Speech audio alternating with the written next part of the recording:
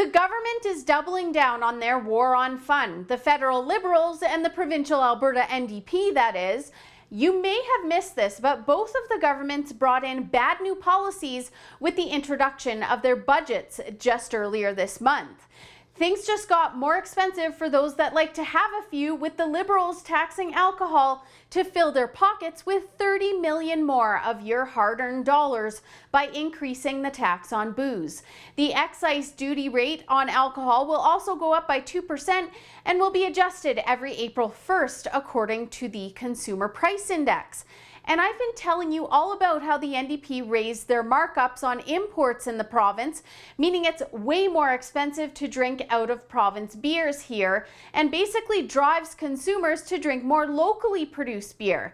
I've seen some 4-packs of imported beer selling for almost $25, while some local beers sell for more than $10 less for a 6-pack.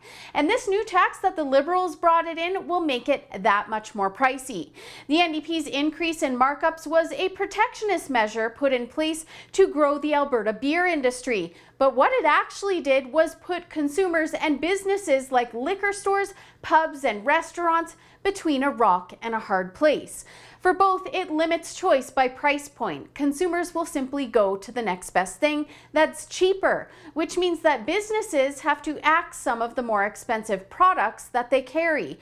On top of that, the NDP is granting the cost of the tax back to Alberta breweries, which results in yet another protectionist measure on the back of taxpayers.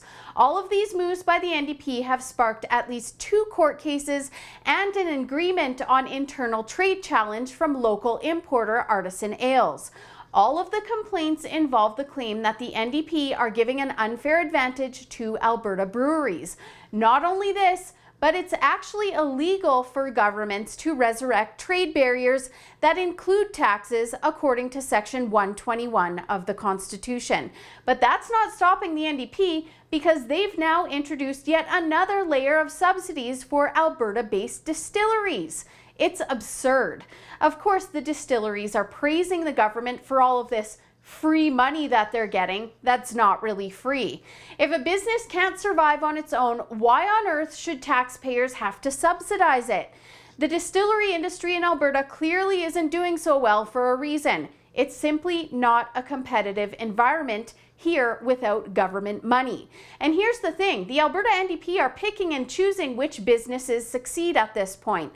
Why wouldn't they offer a broad-based plan for all business and not just beer and distilling if they're implementing any plans at all? That aside, taxes and taxpayer subsidies are bad. The legal challenges that taxpayers are also paying for, by the way, should have signaled the NDP to stop. Instead, they're bringing in yet another program to boost only certain businesses. For the Rebel.media, I'm Holly Nicholas.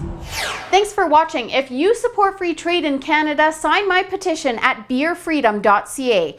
Show your support for breaking down interprovincial trade barriers like the NDP are bringing in today.